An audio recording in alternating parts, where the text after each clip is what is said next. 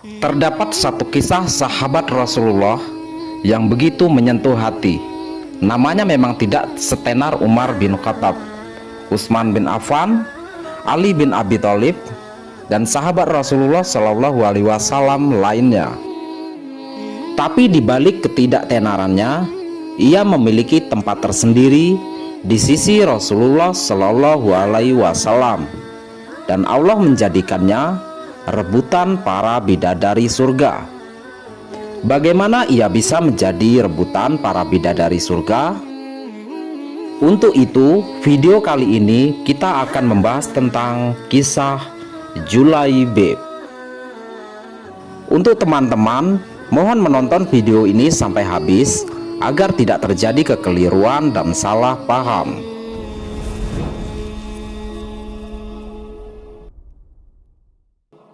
Julaibib adalah salah satu sahabat Nabi yang pada suatu riwayat mengatakan bahwa ia memiliki tampilan fisik dan keseharian yang lusuh. Tidak ada rumah untuk berteduh, tidur hanya berbantalkan tangan, berkasurkan pasir dan kerikil. Tidak ada perabotan, minum hanya dari kolam umum yang diambil dengan telapak tangan. Itulah yang menjadi alasan orang lain tidak mau dekat-dekat dengannya. Wajahnya yang terkesan sangar, pendek, bungkuk, hitam, dan fakir. Kainnya usang, berpakaian lusuh, kakinya pecah-pecah, tidak beralas. Kehadirannya di dunia tanpa diketahui nasabnya, siapa ayah dan ibunya. Orang-orang tidak tahu atau tidak mau tahu tentang nasabnya. Bagi masyarakat Yathrib, Madinah, tidak bernasab dan tidak bersuku merupakan aib yang besar. Namun, jika Allah berkehendak menurunkan rahmatnya, tidak satu makhluk pun bisa menghalangi.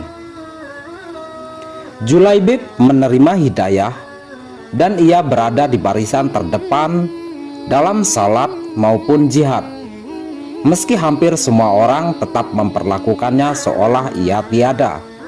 Namun tidak demikian dengan Rasulullah Shallallahu Alaihi Wasallam, sang rahmat bagi semesta alam yang sangat mencintai sahabatnya tersebut.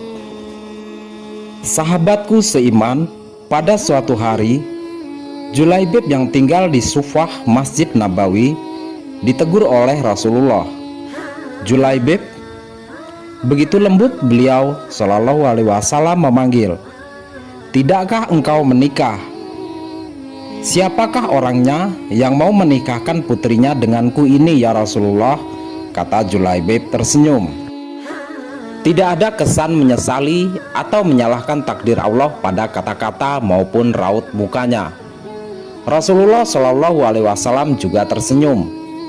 Mungkin memang tidak ada orang tua yang berkenan pada Julaibib. Namun hari berikutnya, ketika bertemu dengan Julaibib, Rasulullah kembali menanyakan hal yang sama. Julaibib, tidakkah engkau menikah? Dan Julaibib menjawab jawaban yang sama, begitu, begitu, begitu, hingga 3 kali, 3 hari berturut-turut. Dan pada hari ketiga itulah Rasulullah memegang lengan Julaibib dan membawanya ke salah satu rumah pemimpin Ansor yang merupakan salah seorang sahabat beliau. Lalu Rasulullah berkata, aku ingin menikahkan putri kalian, kata Rasulullah pada si pemilik rumah. Mendengar ucapan Rasulullah Shallallahu Alaihi Wasallam, sahabat tadi tanpa berpikir panjang langsung menerima tawaran Rasulullah. Satu kesempatan yang sangat berharga dan suatu kebanggaan tak ternilai ketika terjalin hubungan dengan Rasulullah Shallallahu Alaihi Wasallam. Akan tetapi Rasulullah Shallallahu Alaihi Wasallam menjelaskan bahwa pinangan ini bukan untuk dirinya. Kalau begitu, pinangan ini untuk siapa, wahai Rasulullah? Katanya dengan penuh tanda tanya. Beliau Shallallahu Alaihi Wasallam menjawab untuk Julaibib radhiyallahu an. Dengan penuh kebingungan, sahabat itu menjawab, "Baiklah wahai Rasulullah, tetapi aku harus bermusyawarah terlebih dahulu dengan istriku." Pergilah sahabat ini menemui istrinya. Terlintas di benaknya, apa kata orang jika putriku menikah dengan Julaibib? Bagaimana martabat keluarganya? Setelah bertemu dengan istrinya, ia pun menceritakan pinangan Rasulullah. Dia berkata, "Wahai istriku, sesungguhnya Rasulullah Shallallahu Alaihi Wasallam meminang putrimu." Serta-merta istrinya menjawab, "Iya, aku sangat setuju." Akan tetapi Rasulullah tidak meminang untuk dirinya, jelas sang suami. "Lantas untuk siapa pinangan itu?" tanya istrinya penuh keheranan. "Rasulullah meminangnya untuk Julaibib," tandasnya. Istrinya menjawab, "Untuk Julaibib? Tidak, aku tidak setuju. Jangan engkau nikahkan dengannya." Percakapan itu ternyata terdengar oleh putrinya. Lantas, bagaimana dengan sikap putrinya mendengar pinangan dari Rasulullah? Tidak disangka, ketika bapaknya hendak beranjak pergi untuk menolak pinangan Rasulullah Shallallahu Alaihi Wasallam, terdengarlah suara dari dalam kamar, "Siapakah yang telah meminangku, wahai ayah?" Sang ibu kemudian menceritakan bahwa yang meminang adalah Rasulullah Shallallahu Alaihi Wasallam. Akan tetapi pinangan itu bukan untuk dirinya, tetapi untuk Julaibib. Lalu gadis itu berkata, "Apakah kalian hendak menolak permintaan Rasulullah?" "Demi Allah, kirim aku padanya," kata sang gadis. Kemudian ia membacakan Al-Quran surah Al-Ahzab ayat 36 yang artinya sebagai berikut, "Dan tidaklah pantas bagi laki-laki yang mukmin dan perempuan yang mukmin, apabila Allah dan Rasul-Nya telah menetapkan suatu ketetapan, akan ada pilihan yang lain bagi mereka tentang urusan mereka.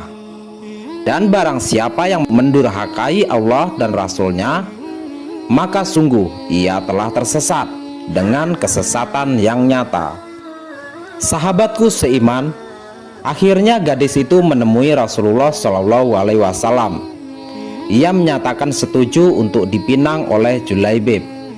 Sungguh gadis itu tidak melihat bentuk rupa calon suaminya, tapi ia mengikuti Rasulnya.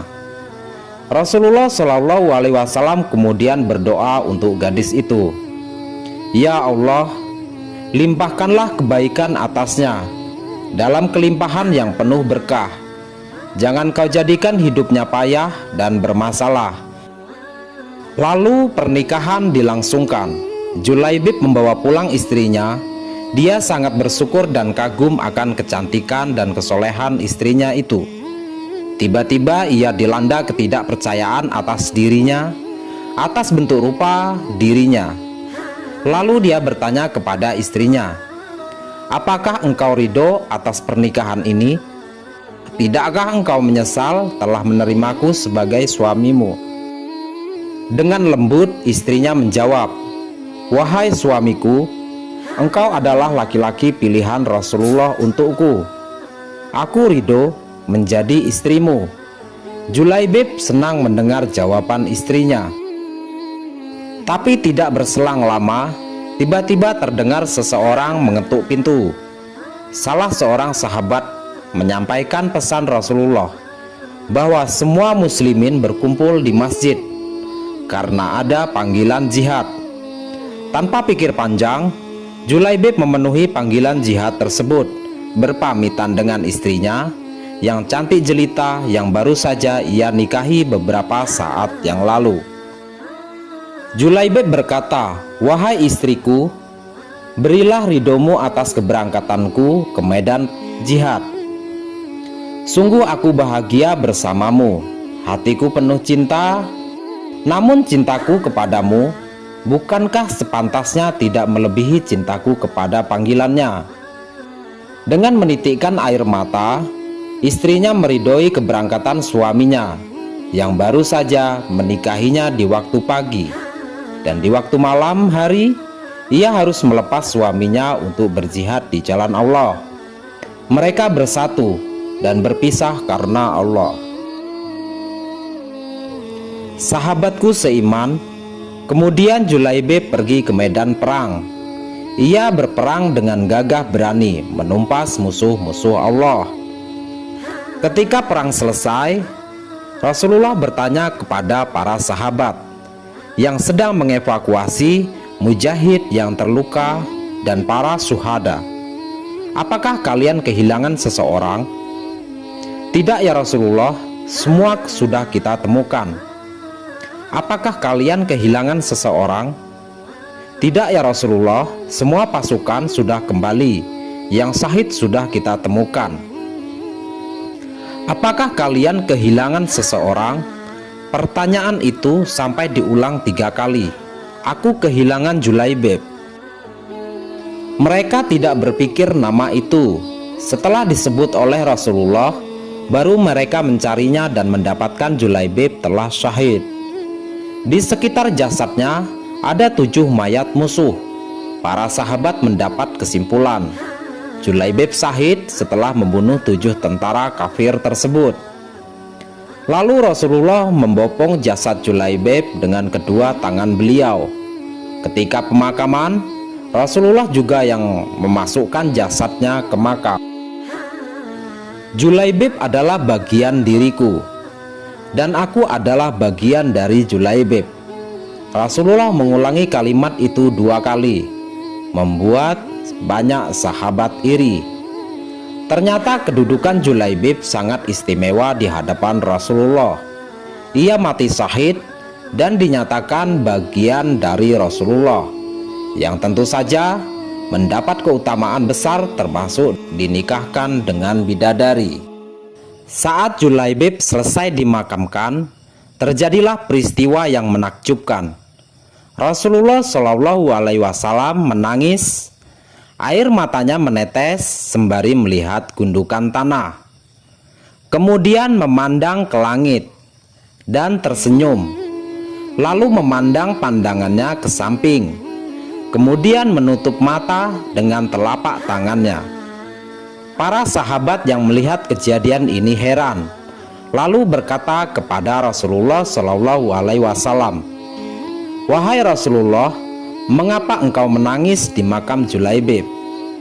Lalu Rasulullah Shallallahu Alaihi Wasallam menjawab, "Aku menangis karena mengingat Julaibib. Dia meminta restu untuk menikah. Semestinya hari ini dia berbahagia bersama istrinya. Tapi hari ini juga dia telah tiada," jawab Rasulullah Shallallahu Alaihi Wasallam. "Lantas mengapa tadi engkau tersenyum ya Rasulullah?" tanya salah seorang sahabat. "Saat memandang ke langit, aku melihat para bidadari turun untuk menjemput Julaibib," jawab Rasulullah. "Lalu mengapa engkau membuang pandangan ke samping?